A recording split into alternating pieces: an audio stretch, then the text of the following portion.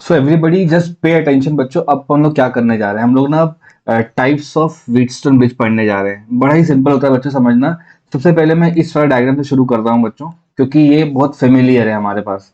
आप लोगों ने अभी तक क्या पढ़ के रखा है व्हीटस्टोन के बारे में? एक वो ट्राइंगुलर जैसा रीजन पढ़ के रखा होगा, ये है ना, दो ट्राइंगल्स बन के ये ऐसा एक बड़ा रीजन बनाता है, राइट। इसके यहाँ पे बच्चों एक गैल्वेनोमीटर लगा के रखते हैं, उसके पास भी तो खुद का रेजिस्टेंस ही होता है ना, तो उसको मान लो कुछ देर के लिए R5 कर लेता हूँ मैं। तो ये टोटल कितने रेजिस्टेंस हो रहे हैं हमारे पास? 5 रेजिस्टेंस हो रहे हैं ना। तो इंटेंशनली इसका ना ज्योमेट्री ये लोग चेंज करेंगे, लेकिन कनेक्शन चेंज नहीं करेंगे। मैं क्या कहना चाह रहा हूँ, देखो ए पॉइंट से ये दो रेजिस्टेंस निकल रहे हैं और एक अक्रॉस में लगा है, उसके बाद दो और लगे हुए हैं। तो वही चीज आपको यहाँ पे ढूंढनी है बच्चों। यू हैव टू मतलब सोचने का तरीका अपना बदलना है अपन को। देखो ये ए दिख रहा है ना यहाँ पे सबको, देखो बेटा। ए से देखो एक ऊपर की ब्रांच जा रही है, नीचे की ब्रांच जा रही है, तो इसको कैसा बना सकता हूँ मैं?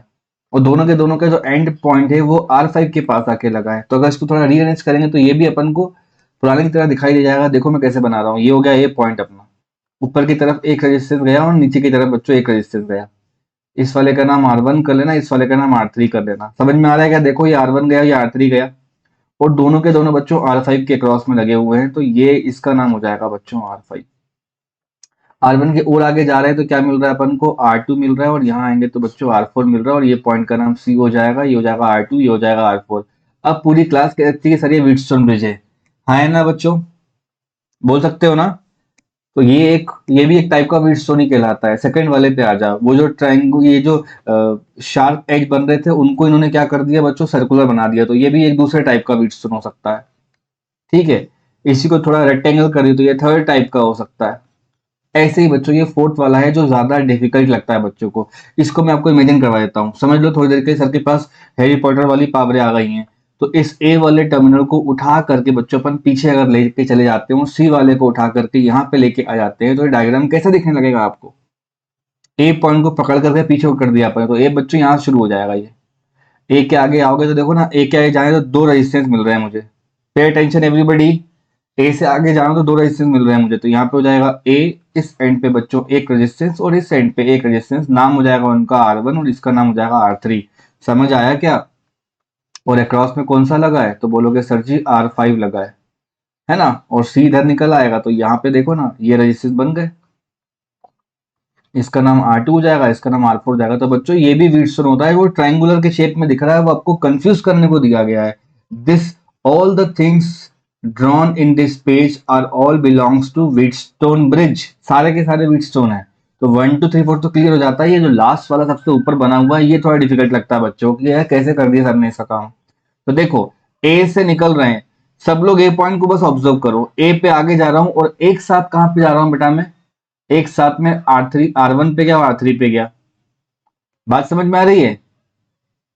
अरे हाँ ना तो बोलो, है ना। और सी से आगे जाओगे तो एक साथ कहां जा रहा है वो? 2 और 4 पे जा रहा है। तो बच्चों इसको ए और सी को अलग अलग कर लोगे तो ये भी तो वही बन रहा है। देखो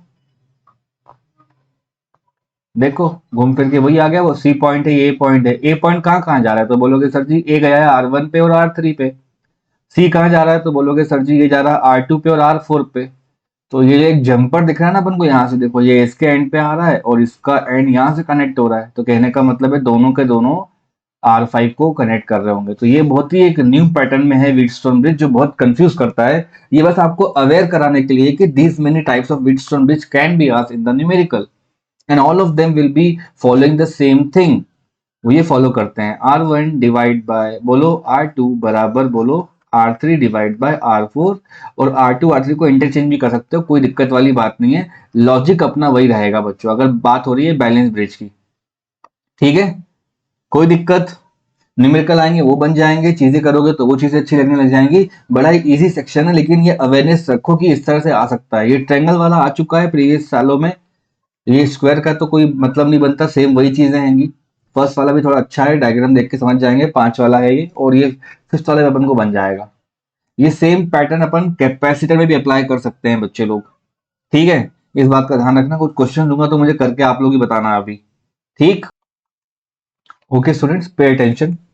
एक बहुत सिंपल क्वेश्चन ले रखा है अपन ने। करंट बताना है अपन को इस 5 वोल्ट की बैटरी से। तो बैटरी का काम क्या होता है? जितना करंट दिया उतना करंट उसको मिलना चाहिए, राइट।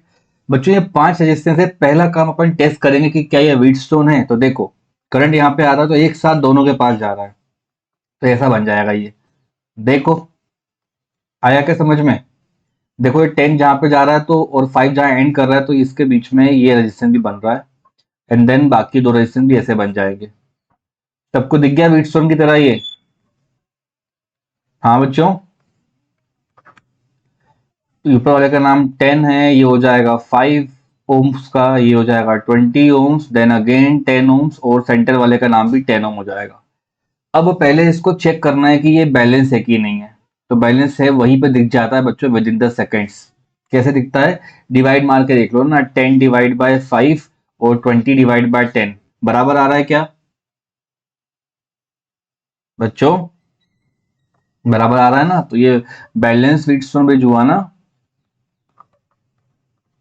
अगर बराबर आ रहा है इसका मतलब है कि पोटेंशियल एट सी बराबर पोटेंशियल एट डी होगा। अगर ऐसा होगा तो कोई करंट नहीं जाएगा, इसको अपन उठा के हटा देते हैं, यहाँ से इग्नोर कर देते हैं। तो सर्किट बच्चों अभी बहुत सिंपल सी हो जाती है।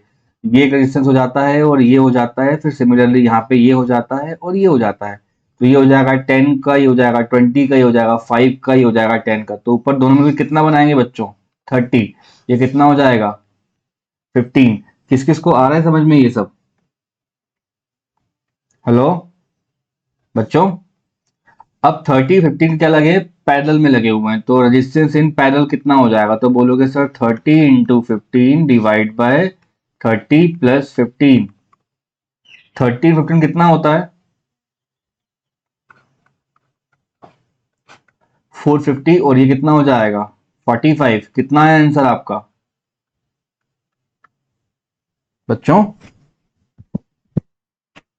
क्या करंट निकालना होगा तो क्या करोगे बच्चों? V बाय आर करना पड़ेगा अपन को। तो ये हो जाएगा 5/10 मतलब 1/2, और ऑप्शन नंबर मेरा डी मार्क होना चाहिए।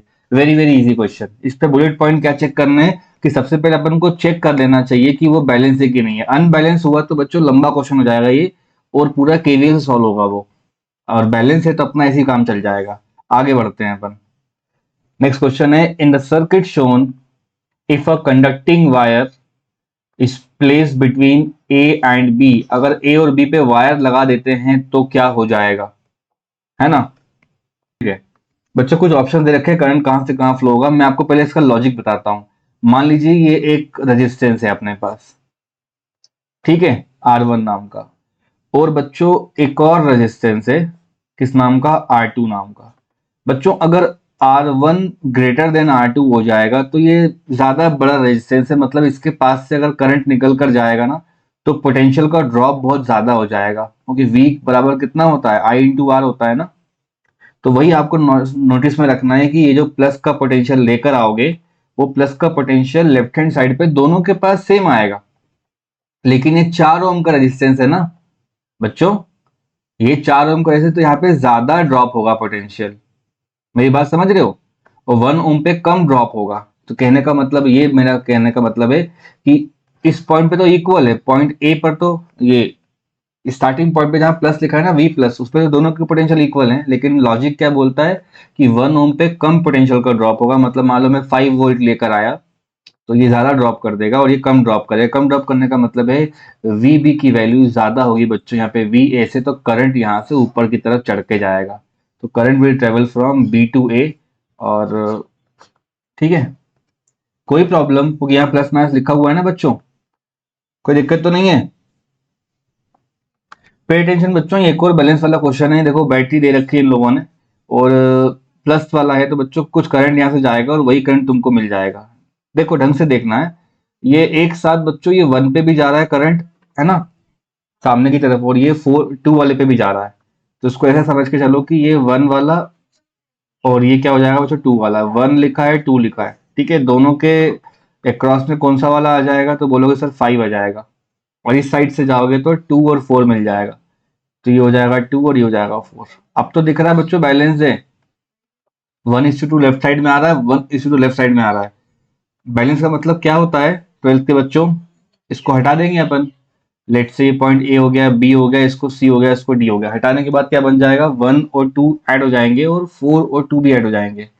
तो कहने का मतलब बड़ा सिंपल सा है कि you will be left with only to resistances in parallel, जिनका नाम हो जाएगा 3 ओम और 6 ओम्स। कोई प्रॉब्लम यहां तक? 603 का आंसर कितना आएगा? एनीबडी? 3 इंटू 6 और ये हो जाएगा 3 प्लस 6, तो 18/9 को अपन बोल सकते हैं बच्चों। कोई प्रॉब्लम तो नहीं है किसी को?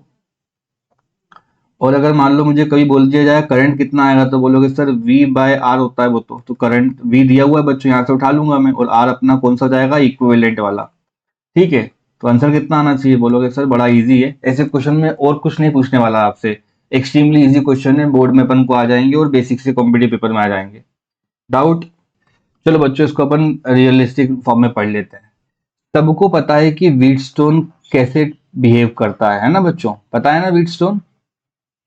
तो बोलोगे यस सर। तो व्हीटस्टोन में अपन क्या करते हैं, एक बनाते हैं बच्चों इस तरह का रेजिस्टेंस, एक बनाते हैं यहाँ पे एक रेजिस्टेंस, है ना, और फिर ऐसे कर देते हैं 2 रेजिस्टेंस और ऐसे बनाते हैं, ब्रिज की तरह दिखता है ये। और सेंटर पे क्या बनता है बच्चों, याद होगा आप लोगों को? तो बोलोगे सर गैल्वेनोमीटर। इसका एक नॉब यहाँ लगाते हैं और दूसरा समझ लो यहाँ पे कनेक्ट कर रहा हूँ मैं, है ना। तो इधर तरफ बच्चों मैंने आपको पढ़ा रखा है, तो R1 होता है, यहाँ बोलते हो तो R2 हो जाता है, यहाँ क्या हो जाता है बच्चों R3, और यहाँ पे R4, है ना। नंबरिंग चेंज कर सकते हो, कई कई बुक में टीचर ऐसा ही पढ़ाते हैं। वो लोग लिख देते हैं यहाँ पे P और यहाँ पे Q, इधर पे R और इधर पे S। तो जो बैलेंस वाला होता है, क्या होता है बच्चों, बैलेंस वाले के लिए जो P डिवाइड बाय Q बराबर R डिवाइड बाय S की तरह होना चाहिए। मैंने क्यों कल की बात रिपीट करी है, बिकॉज यही चीज मैं यहाँ अप्लाई करने जा रहा हूँ। देखो कैसे, ये हो गई बच्चों आपकी सेल या तो बैटरी, ये हो गया आप लोगों का की। सेल बैटरी से प्लस माइनस से करंट जा रहा हो, करंट आ रहा हो, इतना दिख रहा है क्या? तो बोलोगे हाँ सर दिख रहा है। अब जिस तरफ प्लस लगा होता है, पे अटेंशन एवरीबॉडी, जिस तरफ प्लस लगा होता है उस साइड से नंबरिंग करना शुरू करते हैं, तो यहाँ का 0 ट्रीट होगा और यहाँ पे 100 ट्रीट होगा। कभी गलती से आपने सेल उल्टी कर दी तो बच्चों स्केल पे ना दोनों साइड नंबरिंग चलती है, यहाँ पे 0 और यहाँ पे 100 आप लेने लग जाना, लेकिन अभी ऐसा केस नहीं है। ये है आपका प्लस का टर्म, ये हो गया आपका माइनस का। अब आपके पास दो हैंड है बच्चों, ये वाला और ये वाला, ठीक है। तो जहां आर लिखा है ना, वहां पे अपन ने कनेक्ट करा है बच्चों रेजिस्टेंस बॉक्स को, और जहां एस लिखा है वहां पे अपन ने एक अननोन रेजिस्टेंस को कनेक्ट कर दिया है। क्या कर दिया बच्चों? अननोन रेजिस्टेंस को कनेक्ट कर दिया है। सेंटर पे बनाया आपका गैल्वेनोमीटर, दिख रहा होगा सब लोगों को, और उसकी हेल्प से वो कहीं पे एक नल पॉइंट बना रहा है। बोलो सर, कहीं पे वो नल पॉइंट बना रहा है। तो नल पॉइंट का मतलब होता है एक साइड से वो गिन सकते हो, लैब में जाओगे तो मान लो 30, 35, 39, 38 रीडिंग आ रही होगी, तो लेट से एक साइड से एल आ रही होगी, तो बच कितना जाएगा बच्चों टोटल? अगर एक साइड से एल है तो बाकी साइड से कितना हो जाएगा? तो बोलोगे सर जी 100 - L, है ना। तो वही कहानी है जो लेफ्ट साइड में अपन ने पढ़ा है ना, P/Q बराबर R/S। तो वही करना होता है फॉर बैलेंस। पूछेगा बैलेंस ब्रिज का क्या मतलब है, लैब वाला टीचर पूछेगा, तो उसका मतलब होता है IG की वैल्यू 0, और बोलोगे उसको समझा के कॉन्फिडेंट होकर कि गैल्वेनोमीटर शोज बच्चों नो डिफ्लेक्शन, है ना। जब उसकी स्लाइडर को आप शुरुआत में टच करोगे ना, तो ये बिल्कुल पगला जा रहा होगा, है ना, बिल्कुल ऐसा भगता है वो, इसका जो स्लाइडर होता है ना बच्चों, ये उस मीटर के ऊपर वो इधर कहीं भग रहा होता है। इस साइड कनेक्ट करोगे तो बच्चों दूसरी साइड भग रहा होगा वो। तो जैसे स्लाइड कराते कराते लाओगे तो एक जगह ऐसी आएगी जहां ये चुपचाप एकदम साधु महात्मा की तरह एकदम क्या करेगा, बिल्कुल डिफ्लेक्ट ही नहीं करेगा। It will show no deflection like this. उस चीज को अपन मार्क कर लेंगे, ऑब्जर्व कर लेंगे। लैब में जाने का मतलब होता है कि ऑब्जर्वेशन लेने। तो मान लो मेरा नल पॉइंट आ रहा है जहां पे ये नल पॉइंट, है ना, नल पॉइंट का मतलब होता है गैल्वेनोमीटर में करंट नहीं है। इस पर्टिकुलर कंडीशन में लेफ्ट हैंड साइड पे ऊपर क्या लिखा है बच्चों? तो बोलोगे सर जी रेजिस्टेंस बॉक्स लिखा है। नीचे क्या लिखा है? तो बोलोगे एल का टर्म है, बराबर, दोनों इसके साइड बराबर हो जाएंगे, मतलब लेफ्ट हैंड साइड बराबर राइट हैंड साइड। अगर मैं आपको नहीं समझा पा रहा हूँ यहाँ पे, तो ऐसा समझ लो कि गैल्वेनोमीटर ने जहाँ नल पॉइंट बनाया है ना बच्चों, उस पे से दो सर्किट डिवाइड हो जाती हैं, एक लेफ्ट हैंड साइड की, एक राइट हैंड साइड की, मतलब दोनों कंट्रीज बढ़ गए यहाँ पे। राइट साइड में क्या दिखा है बच्चों, तो आप बोलोगे सर अननोन रेजिस्टेंस x लिखा हुआ, नीचे कितना आ जाएगा 100 माइनस एल, इसको रीअरेंज कर लोगे तो x कितना हो जाएगा, जल्दी जल्दी बोलो, 100 minus L upon L times resistance box. और बच्चों ये आपके लैब का मीटर ब्रिज का फॉर्मूला ही तैयार हो गया। डाउट तो नहीं किसी बच्चे को? मान लो अपने रीडिंग करिए, एक तरफ से 42 आ रही है, तो इस साइड से कितनी हो जाएगी, 58 हो जाएगी ऑटोमेटिकली। तो 58 बाय 42 और बॉक्स की वैल्यू मान लो 4 ओम दे रखी है, तो आपका आंसर ही आ जाएगा पट्टे से। ठीक है, तो इस तरह अपन को काम करके चलना है कि व्हीटस्टोन का एप्लीकेशन है, पहली बात तो ये। और एक इंपॉर्टेंट नोट और लिख दूं बच्चों के, गैल्वेनोमीटर की जो स्केल होती है ना वो बहुत हाईली सेंसिटिव होती है। तो यहाँ पे वो पॉइंट बना के लिख लेता हूँ, गैल्वेनोमीटर, ठीक है, स्केल इज हाईली सेंसिटिव, इसलिए एक लिमिट से ज्यादा ना आंसर इसमें एक्सेप्टेबल नहीं होता। जो नल पॉइंट का रेंज आना चाहिए ना बच्चों, वो कोशिश की जाती है कि 40 सेंटीमीटर से लेकर 60 सेंटीमीटर के बीच में आए। ऐसा मत करना यहाँ जाके कि लेफ्ट साइड से 10 पे ले आए, मतलब लेफ्ट साइड से 10 पे ले आए तो एक तरफ से 10 बोल रहे हो, एक तरफ से 90 बोल रहे हो, तो मैथमेटिक्स के बाद में सही माना जाएगा ये, लेकिन फिजिक्स में गलत माना जाएगा ये। आपका आंसर 40-60 के बीच में ही आना चाहिए, तो ये लैब वाला आपको परेशान नहीं करेगा, एक्सटर्नल आके बोलेगा हाँ सही निकाला है। उस केस में सर्किट पूरा बैलेंस होता है, बिकॉज ये जो मीटर स्केल है ना बच्चों, इसका जो निडल है वो हल्का हल्का बेंड करता है, एकदम से ज्यादा बेंड कर जाता है, तो वहां उसकी एक्यूरेसी भी कॉम्प्रोमाइज हो जाती है, because of it is highly sensitive. Galvanometer एक बहुत ही लाइट इंस्ट्रूमेंट है, जरा से करंट में डिफ्लेक्ट करता है बच्चों, ये बहुत परेशान करता है अपन को लैब में, लेकिन एक बार जब बच्चा करना सीख जाता है तो उसको बहुत ही अच्छा लगने लगता है, कोई दिक्कत ही नहीं आती उसको।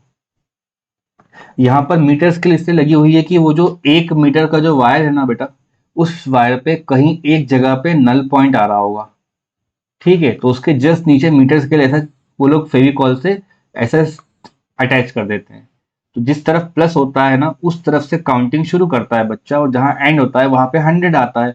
तो मान लो बॉयस, ये नल पॉइंट यहाँ कहीं आया और आपका आंसर वो 39 पे आ रहा है, तो एक साइड 39 होगा तो यहाँ से कितना काउंट होगा वो, तो बोलोगे सर जी यहाँ से वो 61 हो जाएगा। तो आपके एल की वैल्यू कितनी आ गई 39, और 100 माइनस एल की वैल्यू कितनी आ गई बच्चों 61। और ये दोनों वैल्यू बहुत कीमती है अपने फॉर्मूला लाने के लिए। न्यूमेरिकल सॉल्व करते हैं व्हीटस्टोन के तो ऐसे करते हैं, लेकिन लैब में जाते हैं तो in terms of L answer लिखना पड़ता है। अब आप कहोगे कि सर यहाँ पे रेजिस्टेंस क्यों नहीं लिखा आपने, तो ये मैंने आपको पहले ही समझा दिया है कि रेजिस्टेंस एल पे डिपेंड करता है, और रेशियोज में I can use length in place of a resistance. ये पूरा समझने के पहले आपको ये समझ में आना चाहिए कि व्हीटस्टोन ब्रिज ही बना है बगल में, इसके पास देखो ऊपर एक रेजिस्टेंस आ रहा है, नीचे रेजिस्टेंस आ रहा है, और यहाँ पे भी ऊपर रेजिस्टेंस आ रहा है, नीचे रेजिस्टेंस आ रहा है। बात समझो आप लोग। और सेंटर पे यहाँ पे भी गैल्वेनोमीटर लगा है, देखो यहाँ पे भी लगाओ गैल्वेनोमीटर। कोई doubt? The purpose of using meter scale is just to find out L कितना होगा, 100 माइनस एल कितना होगा, यही तो मेन काम है अपना लैब में। दो वैल्यू मिल गई और बॉक्स की वैल्यू तो पहले से ही मालूम होती कितनी है। पहले से का मतलब है, हाँ, ये एल कैसे मालूम चलेगा, एल मालूम चलने के पहले आपको ना यहाँ पे स्लाइडर जो होता है ना बच्चों, जो जॉकी मैंने वर्ड यूज करा अभी, वो स्लाइडर लेके आप स्लाइड कर रहे होगे और चेक कर रहे होगे अपने गैल्वेनोमीटर में कि भाई तू डिफ्लेक्ट नहीं तो नहीं कर रहा कहीं पे, तो ऐसा मोमेंट आएगा जब ये गैल्वेनोमीटर डिफ्लेक्ट करना बंद कर देगा, वहां आप अपने आप को हैंड को फ्रीज करोगे और मीटर स्केल पर चेक करोगे वो कहाँ पे आ रहा है। मान लो बच्चों मेरे पास एक स्केल रखी हुई है, 0 लिखा हुआ है, 10 लिखा हुआ है, 20 लिखा हुआ है, ऐसे करते करते 99 100 लिखा हुआ है, जिस जगह पे मेरा नल पॉइंट आया क्या मैं वो रीड नहीं कर पाऊंगा? कैसी बात कर रहे हो बच्चों, आराम से रीड हो जाएगा वो तो। मान लो 23 पे आ गया, 25 पे आ गया, 40 पे आ गया, 50 पे आ गया, 51 पे आ सकता है, anything it can have, but acceptable value होती है 40 से 60 के बीच में आ जाएगा तो अपना काम हो जाएगा। कोई परेशानी वाली बात? मीटर स्केल अपने पास ऑब्जर्वेशन लेने के लिए है, जहां पे नल पॉइंट आएगा उस जगह को रीड करने के लिए है। वो एक साइड से एल रीड होता है और एक साइड से 100 माइनस एल रीड होता है, और दोनों के दोनों यहाँ फॉर्मूले में लिखे हुए हैं मैंने। कोई दिक्कत? मेन डायग्राम देखो इसका, ये बड़ी सी स्केल दिख रही होगी सब बच्चों को, देखो जरा अच्छे से स्क्रीन पे देखो ये। और जहां पर भी जॉकी आके आपका हिट करता है, मान लो जॉकी ने यहाँ आके नल पॉइंट दे दिया, तो एक साइड से मान लो 58 आया आपका आंसर, तो यहां से तो आपका आंसर 42 आ ही जाएगा ना। बात समझे बच्चों? तो मीटर स्केल के बगल में एक वायर चल रहा है, उस वायर पे इस एपरेटस का नाम मीटर ब्रिज है बेटा। तो एक साइड पे 0 लिखा रहेगा और एक साइड पे 100 लिखा रहेगा, मतलब 100 सेंटीमीटर इक्वल्स 1 मीटर। ठीक है, तो कहीं पे अगर आपका नल पॉइंट आ रहा होगा तो 0 से आप काउंट करते आओगे ना, तो ये मान लो 50 पे आया, 55 पे, 58 पे आया, तो वो लीनियर लेंथ है। ये एक वायर चल रहा है यहाँ से यहाँ तक का, आपको भले ही स्क्रीन पे नहीं दिख रहा हो, देखो ये वायर है। इससे किसी एक पॉइंट पे नल पॉइंट आ गया तो एक तरफ का एक रेजिस्टेंस बन जाएगा, सेकेंड तरफ का सेकेंड रेजिस्टेंस बन जाएगा, और ये आपका व्हीटस्टोन का एप्लीकेशन बन जाएगा। एक साइड से ये एल काउंट होगा, एक साइड से 100 माइनस एल काउंट होगा। Are you getting my point बच्चे लोग? Let's study this one more time. हम जब लैब में जाएंगे तो ऐसी लंबी सी एक प्लाईवुड मिलेगी। इतना क्लियर हुआ? इस प्लाईवुड का कलर समझ लो, मान लो ये येलो इस टाइप की प्लाईवुड मिलेगी आपको। इस प्लाईवुड पे दो तरफ ऐसा स्क्रू लगे रहेंगे। इतना क्लियर हुआ? बच्चों, एक का नाम ए कर देना, एक का नाम बी कर देना। स्क्रू मतलब मेटल कनेक्शन है। उस स्क्रू पे अपन बाहर से बैटरी लाके कनेक्ट कर देंगे, एक की ओर लगा देते हैं अपन लोग। ठीक है, इतनी बात खत्म हो जाती है यहाँ पे। अभी बना नहीं मीटर भेजिए। अभी जो ये प्लाईवुड है ना बच्चों, इस प्लाईवुड पर क्या होता है, एक बहुत ही थिक वायर लगा रखते हैं लोग, ऐसा करके वायर चढ़ा रखा हुआ है इनमें। उस वायर की टोटल लेंथ बच्चों 1 मीटर की होती है। 1 मीटर का वायर है तो लेंथ है, तो कहीं से भी काउंट कर सकते हैं इसको। तो इसलिए जो स्केल होती है उसके नीचे चिपकाए रखते हैं वो लोग। उस स्केल पे यहाँ पे भी 0 लिखा रहता है और यहाँ पे 100 लिखा रहता है, और उल्टे साइड से पढ़ोगे तो यहाँ 0 होगा और यहाँ पर 100 होगा। ऐसी बेंच, ऐसी प्लेन मिलेगी अपन को। तो जिस तरफ प्लस होता है ना बच्चों, उस तरफ से अपना 0 स्टार्ट होता है। इतना क्लियर हुआ? अब ये यहाँ से यहाँ तक का लेंथ है। तो रेजिस्टेंस बच्चों भले ही कॉपी पे ऐसा बनता हो, रेजिस्टेंस रहता वायर के अंदर है। बात समझो, ये तो अपने पढ़ने के लिए बनाते हैं, R1 R2 लिखते हैं ऐसा। रियल में तो वायर के अंदर थ्रू आउट होता है ना। तो ये बात क्यों नहीं समझ पा रहे हो आप लोग कि पूरे के पूरे वायर में यहाँ से लेके यहाँ तक का एक रेजिस्टेंस होगा। आया? क्लियर हुआ?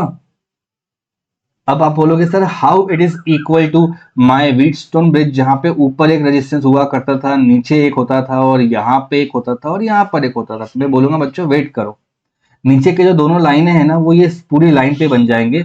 इसके जस्ट ऊपर कनेक्शन करते हैं ऐसे करके। ये इसके दो गैप होते हैं इस तरह से। दो हैंड बोलते हैं, दो जॉज बोलते हैं, दो साइड्स बोलते हैं, दो पार्टीशन बोलते हैं, सब बोलते हैं यहाँ पे इसको। एकदम सेंटर वाले पॉइंट पे क्या करते हैं ये लोग, गैल्वेनोमीटर को कनेक्ट करते हैं, एक साइड यहाँ पे और एक साइड उसका जॉकी पे। जॉकी को लेके अपन यहाँ घूमते रहते हैं बच्चों, मतलब ये स्लाइड करवा रहा हूँ मान लो मैं ऐसे करके। तो कोई एक जगह ऐसी स्पेशल आएगी जहां पे वो गैल्वेनोमीटर ना डिफ्लेक्ट करना बंद कर देगा। बंद करने का मतलब पता है क्या है? उससे करंट ही नहीं जा रहा। तो आपका ए, इसका ए यहाँ रहेगा, बी बच्चों इसका यहाँ पे बी रहता है। जहां गैल्वेनोमीटर लगाते हो वो जाता है सी, और जहां नल पॉइंट आता है वो पॉइंट हो जाता है बच्चों डी। अब तो आया समझ में सबको? इसके एक हैंड पे मैं क्या करता हूं बच्चों, नॉन रेजिस्टेंस लगा देता हूं। नॉन का मतलब होता है ऐसा डब्बा लाके लगा देते हैं, उसको बोलते हैं रेजिस्टेंस का बॉक्स। और एक एंड पे बच्चों अननोन वायर लाके लगा देते हैं। इसका रेजिस्टेंस पता करना होता है आपको लैब में जाओगे तो। ठीक है, जहां पे भी अपना नल पॉइंट आ रहा होता है वो जगह हमारे लिए बहुत स्पेशल होती है, क्योंकि वो जो जॉकी है उसको पॉइंटर निप की तरह होता है, पेन होता है ना अपना पॉइंटर। तो 0 से उसको जब स्केल से मेजर करोगे ना तो वो कुछ भी लेंथ आ सकता है। तो बच कितना जाएगा? आया क्या? ये लेंथ मान लो यहाँ पे लिखा है और ये 100 माइनस एल लिखा है। एक साइड अननोन है और एक साइड बच्चों नोन है। क्या अब आपको नहीं समझ में आ रहा कि ये व्हीटस्टोन की तरह बना हुआ है? बोलो बच्चों, अभी आया समझ में? तो resistance box divide by length बराबर unknown divide by 100 minus L. अब कभी कोई टीचर आके लेफ्ट साइड में प्लस लगा देगा तो बच्चों यहां से लेंथ एल काउंट होने लग जाएगा और दूसरा 100 माइनस एल हो जाएगा। अपने फंडामेंटल नहीं बिगाड़ते हैं कभी भी अपन लोग। जो प्रॉपर लिसनिंग करो लेक्चर कैसे डिलीवर किया जा रहा है। ये अपने पास एक की है, ये अपने पास सेल है, स्केल होगा, देख के समझ में आ जाएगा अपन को लैब में जाएंगे तो। दो खाली गैप होते हैं, उनको दो हैंड, दो जॉज, दो पार्टीशन, दो साइड सब बोलते हैं। सेंटर पॉइंट पे जी कनेक्ट करते हैं। जी का मतलब होता है करंट को डिटेक्ट करना। अगर करंट 0 हो गया यहाँ पे, if I G equals to 0, इसका पहला मतलब क्या होगा कि गैल्वेनोमीटर के दोनों एंड पे बराबर पोटेंशियल है। और जिस दिन आपने ऐसा लिख लिया इसका मतलब क्या है, बोलो, 12th के बच्चे बोलो, वो क्या मतलब हो जाता है उसका? बैलेंस व्हीटस्टोन ब्रिज उसका मतलब हो जाता है। ठीक है, तो एक तरफ मेरे पास बॉक्स लगा हुआ है, एक तरफ मेरे पास क्या है, अननोन रेजिस्टेंस है। और मैंने आपको ऑलरेडी फॉर्मूला दे ही दिया है। यहां से एक्स कितना हो जाएगा, जल्दी जल्दी बोलो। 100 minus L by L times of your resistance box. मैं बार बार बॉक्स वर्ड इसलिए इस्तेमाल कर रहा हूं ना कि आप लैब में जाओगे ना तो आपको एक ब्लैक कलर का डब्बा दिखाई देगा, उसमें से कुछ की निकालोगे तो उसकी वैल्यू फिक्स हो जाती है। तो लैब में अपन जब जाएंगे ना तो ये भी मालूम हो जाता है और ये दोनों अपन तुरंत रीड कर लेते हैं और अपना अननोन रेजिस्टेंस निकल आता है। बात खत्म। तो to find unknown resistance, to find, बोलो, अननोन रेजिस्टेंस, हम इसका इस्तेमाल करते हैं। ये डायग्राम सबसे आखिर में इसलिए बनवाता हूँ कि पहले आप लोग को रियल जो डायग्राम होगा वो जो दिखाना पड़ता है। वो रियल डायग्राम बच्चों ये है, लैब में जाओगे तो ऐसी प्लेन, ऐसा वो मिलेगा, प्लाईवुड मिलेगा, उस पर स्केल लगी रहेगी, स्केल के ऊपर एक वायर होगा मोटा सा, उस वायर पे स्लाइडर को चलाया जाता है। स्लाइडर नहीं भी है तो भी काम चल जाता है, अपन वायर टच करके पढ़ सकते हैं, लेकिन स्लाइडर यूज करना अच्छा होता है। स्लाइडर को ये लोग टेक्निकल टर्म में जॉकी बोलते हैं। जॉकी भी इसलिए बोलते हैं कि वायर के ऊपर वो स्लाइड होकर जाता है, जैसे वो घोड़े पे घूमते हैं ना वो जॉकी लोग, बिल्कुल वो पोलो वोलो खेलते रहते हैं, वो स्पोर्ट्स गेम की बात कर रहा हूँ, वो वाले लोग है ना। वैसे ही बच्चों ये बैटरी हो जाएगी, ये सेल हो जाएगा। लैब में जाओगे तो समझ लो 15 मिनट का एक्सपेरिमेंट है, ये केवल कनेक्शन करने में टाइम लगता है। समझ गए? और एक्सट्रीमली इजी फॉर्मूला है P by Q divide by R by S, उसी से मैंने कॉपी कर दिया है। अब सब बच्चों क्लियर हो रहा है कि व्हीटस्टोन का ही एग्जाम्पल होता है मीटर ब्रिज। अरे हाँ ना तो बोल सकते हो बच्चों।